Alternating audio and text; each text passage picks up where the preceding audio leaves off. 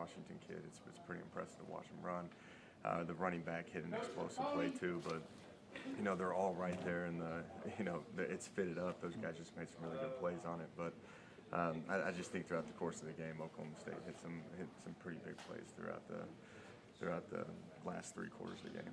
You guys have talked after East Carolina and Delaware State. Obviously, this is a different team, but just about getting off to a slow start.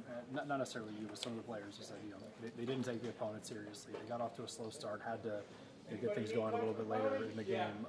How do you approach one like this, where the stats say that this should be an easy day, but it's still a Big 12 team? Yeah, I think this is still going to be a very tough challenge.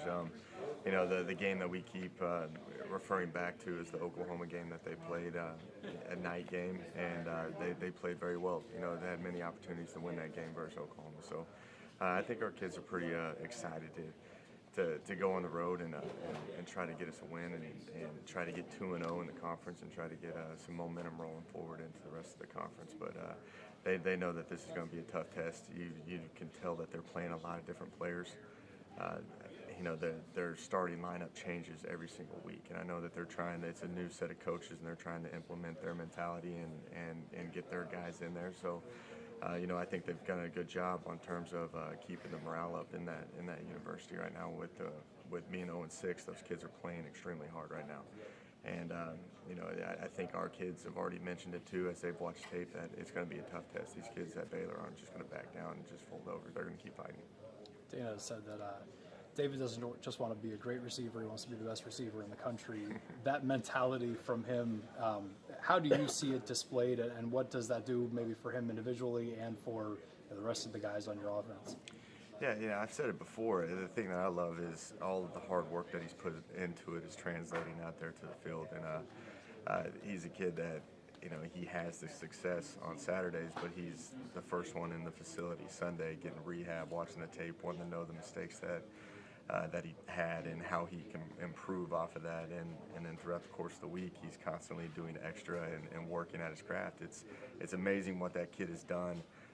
Halfway through the season, 12 touchdown receptions, and he hasn't really been playing much receiver. He's still figuring out the position. And I think there's nothing but great improvement ahead for this kid. So it's going to be fun to see how he finishes the season off. Jake, can you talk about the chemistry? We've brought that up before, but how that's developed between him and Will? Yeah, they're very close. They're probably in my office right now, just sitting there watching tape and just talking about life in general. But I think that throughout the course of summer and through fall camp and then through these first 6 games, you can see how Will keeps leaning to him and the continuity between them all. Now, the thing about Sills is he's not just constantly playing one position. He's in here so much, and he's gained the respect of all the coaches and Will, that we can put him all over the field.